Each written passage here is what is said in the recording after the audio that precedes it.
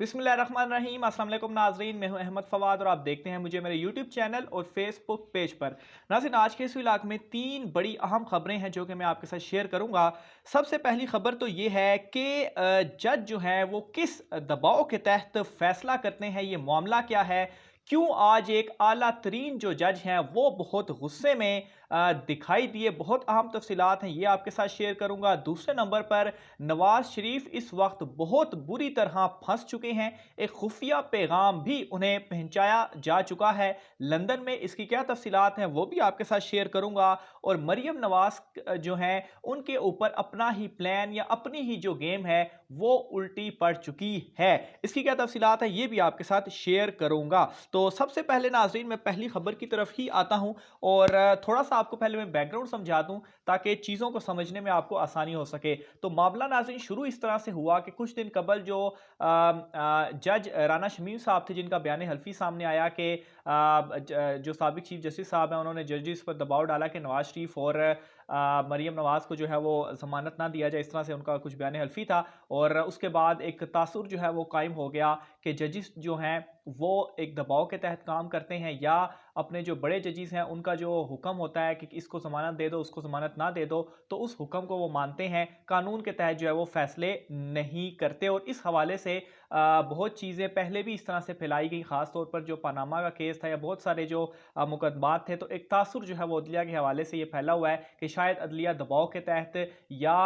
किसी की बात सुनकर तो उसके बाद जो है वो फैसले करते हैं। ख़ास तौर पर ये जो बयान हल्फी सामने आया है। अच्छा, अब इसके ऊपर हुआ क्या है कि chief justice of Pakistan justice Gulzar Ahmed sahab की जानिब से बड़ी एक अहम कॉन्फ्रेंस थी, उससे उन्होंने खिताब किया और इस हवाले से बड़ा एक अहम जो बयान था वो उन्होंने दिया। और उस वक्त नाजरीन चीफ जस्टिस ऑफ पाकिस्तान जो थे वो बहुत गुस्से में थे। उनके अल्फाज में आपको सुनाता हूं, फिर मैं आगे जो है वो चलता हूं। तो चीफ जस्टिस साहब की जानिब से ये कहा गया कि सुप्रीम कोर्ट फैसले करने में आज़ाद है और किसी की हिम्मत नहीं हमें रोके, जबकि आज तक किसी इदारे की बात सुनी और ना ही दबाव लिया। ये याद रहे नाजरीन के नवाज शरीफ की जानिब से इस तरह के जो तरीके हैं वो पहले भी अपनाए जाते रहे हैं और अभी भी उन्होंने ये एक तरीका जो है वो अपनाया। मैं आगे चलकर इसकी तफसीलात बताऊंगा कि किस तरह से ये उन्हीं के ऊपर जो है वो ये सारी गेम उल्टी पड़ गई, मरियम नवाज के ऊपर ही, क्योंकि चीफ जस्टिस साहब ने काफ़ी गुस्से में ये जो बातें हैं वो कही हैं। और ऑब्वियसली ये जो बयान हल्फी सामने आया इसके बाद जो एक अदलिया के हवाले से तासुर फैला वो काफ़ी ख़तरनाक है और उसको काउंटर करने के लिए चीफ जस्टिस साहब की जानिब से उन्हें ये बयान जो है वो देना पड़ा। इसके अलावा चीफ जस्टिस साहब ये भी कहते हैं कि कभी किसी इदारे की बात सुनी और ना कभी इदारे का दबाव लिया। अच्छा, यहाँ पर यह भी तासुर देने की कोशिश की जाती रही है बार बार कि शायद जो अदलिया है वो इदारों के दबाव में काम करती है और अगर इदारों ने किसी तरह से उनसे कोई फैसला लेना होता है तो वो उनके ऊपर दबाव डालते हैं और उसके बाद वो फैसला जो है वो दे देते हैं। खास तौर पर नवाज शरीफ का जो पनामा वाला फैसला था, इस हवाले से ये तासुर जो है वो आम था कि इदारों के दबाव की वजह से जो फैसले थे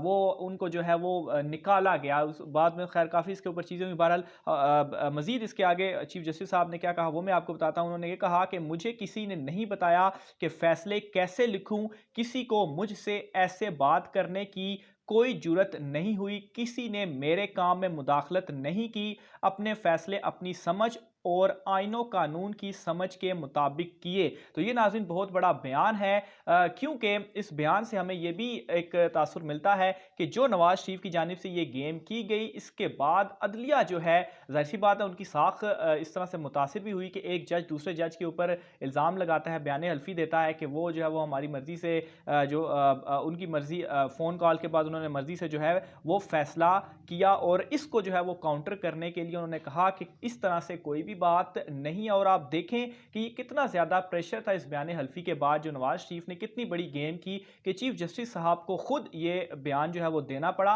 और बड़े गुस्से में नाजरीन वो उस तकरीब में थे और गुस्से में ये जो बयान था उनकी जानिब से दिया गया। इसके अलावा वो मजीद आगे ये कहते हैं कि आज तक किसी की डिक्टेशन देखी सुनी और ना ऐसा कोई असर लिया, यही किरदार मेरे जजिस का है। अपने जजिस को भी उन्होंने डिफेंड किया। मुझे कोई नहीं कह सकता कि मैंने डिक्टेशन ली, मेरी عدالت لوگوں کو انصاف دیتی ہے، ہماری عدالت قانون کی پیروی کرتے ہوئے کام کر رہی ہے اور سپریم کورٹ کے ججز محنت کے ساتھ لوگوں کو انصاف فراہم کرتے ہیں۔ تو یہ اپنے ججز کو بھی وہ بار بار ڈیفینڈ کرتے رہے اور اپنے حوالے سے بھی یہ کہتے رہے کہ ہم انصاف کرتے ہیں، قانون اور آئین کے تحت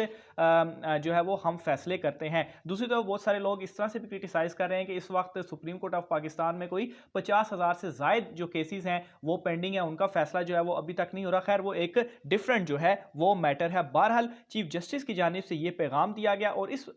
سارے یہ جو بیان تھا، اس سارے بیان کو اگر سمجھا جائے تو اس بیان میں ایک خفیہ پیغام بھی ہے نواز شریف کے لیے، اور وہ پیغام کیا ہے؟ خاص طور پر یہ جو بیان حلفی والا ایک طریقہ جو ہے وہ نواز شریف کی جانب سے اپنایا گیا، اس میں یہ پیغام ہے کہ نواز شریف نے جو ہے وہ اب پنگا جو ہے وہ غلط لے لیا اور نواز شریف کو اس طرح سے نہیں کرنا چاہیے تھا، اور چیف جسٹس جو ہیں وہ خود اس تمام تر معاملے کے اوپر نواز شریف کے سامنے جو ہے وہ ایک قسم کے کھڑے ہو گئے، اور ایک انہیں خفیہ پیغام بھی جو ہے وہ میرا اس بیان کو پڑھنے کے بعد جو میں نے انڈرسٹینڈ کیا ہے ایک دیا گیا ہے کہ یہ جو وہ طریقہ کار اپناتے رہے ہیں، ماضی میں بھی اپناتے رہے ہیں، تو اب اس طرح سے کچھ بھی نہیں چلے گا۔ اب جو کہ عدلیہ جو ہے اس کی ساکھ کو جتنا آپ نے متاثر کرنا تھا آپ نے کر لیا، اب جو ہے وہ آپ عدلیہ کی ساکھ کو مزید متاثر جو ہے وہ نہیں کر سکتے۔ اور اس تمام تر معاملے میں ناظرین مریم نواز جو تھی ان کا پلان جو کہ جس حوالے سے یہ مبینہ اطلاعات تھیں یا ہماری آبزرویشن بھی تھی کہ انہوں نے کیس کو ڈیلے کرنے کے لیے یہ جو بیان حلفی والا معاملہ تھا یہ سارا جو ہے وہ پلان کیا تاکہ جسٹس عامر فاروق صاحب جو تھے جن کے اوپر الزامات لگائے وہ خود بینچ سے علیحدہ ہو جائیں اور کیس جو ہے وہ مزید ڈیلے ہو جائے۔ تو ان پہ میں آپ کو یہ بھی بتا دوں کہ جو لاسٹ ہیئرنگ بھی ہوئی جسٹس عامر فاروق صاحب کی جانب سے اس بینچ سے علیحدگی اختیار نہیں کی گئی، یعنی کہ ان کی جانب سے یہ فیصلہ کیا جا چکا ہے کہ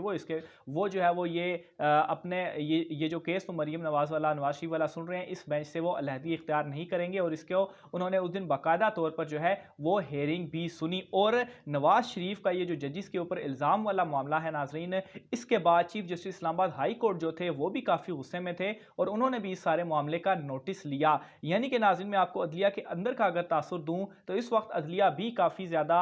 جو ہے وہ غصے میں ہے، خاص طور پر جس طرح سے بار بار عدلیہ کو کرٹیسائز کرنے کی کوشش کی جاتی رہی ہے ان کے فیصلوں کے اوپر، کبھی وہ پاناما کے معاملہ آ جاتا ہے، اور اس مرتبہ تو حد ہی ہو گئی کہ ایک سابق جج صاحب جو ہیں ان کا ایک بیان حلفی اور پھر وہ سابق چیف جسٹس کے اوپر الزامات کہ انہوں نے جو ہے اثر انداز ہونے کی کوشش کی اور ان کی وجہ سے شاید نواز شریف یا مریم نواز کو ضمانت جو ہے وہ نہیں ملی اور الیکشن میں کے دوران شاید وہ جیل میں تھے اور اسی وجہ سے شاید عمران خان صاحب جو ہیں وہ الیکشن جیتے۔ تو بہرحال یہ بہت اس وقت خطرناک حد تک معاملہ جو ہے